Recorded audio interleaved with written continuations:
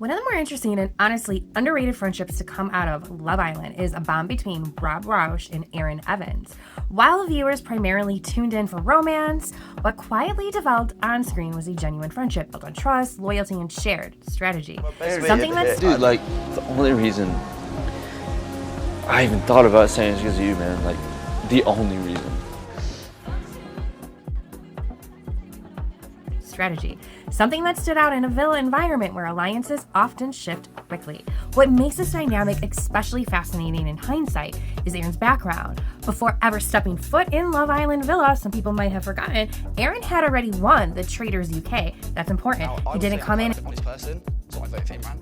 I didn't want to get swayed at all, and that was like my mindset behind it. If you think that, like, that's fair enough. All I'm saying is, if you guys were traitors, you'd know Nikki was a faithful. So already you're one up on us, so you know she's a faithful. Yeah, I knew she was a faithful the whole lot. I literally was telling people, I was like, I genuinely think she is, and none of you guys believed it. I sat here and went, I can do the smart thing right now. I can say, But yeah, is that I'm because going you're to a go traitor? Hey, that's important. He didn't come in as a naive reality rookie. He came in as someone who had already mastered deception, social maneuvering, and long game thinking in one of the most psychologically demanding reality formats out there. So when Aaron entered Love Island, he brought with him an entirely different skill set, and Rob, whether consciously or not, gravitated toward that. Their friendship wasn't loud or performative. It was quiet, consistent, and rooted in mutual respect.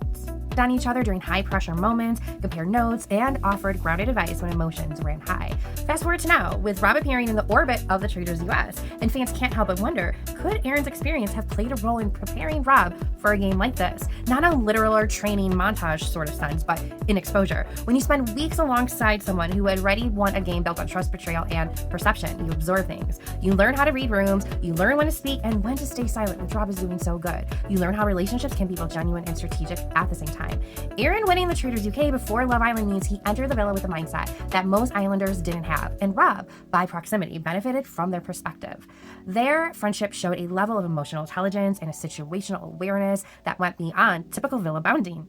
And that's why this connection matters now. Reality TV doesn't exist in silos anymore. Contestants cross franchises, skills transfer, social games evolve. The Rob-Aaron friendship is a perfect example of how experience in one format can quietly influence success in another, even if you don't see it play out totally on screen.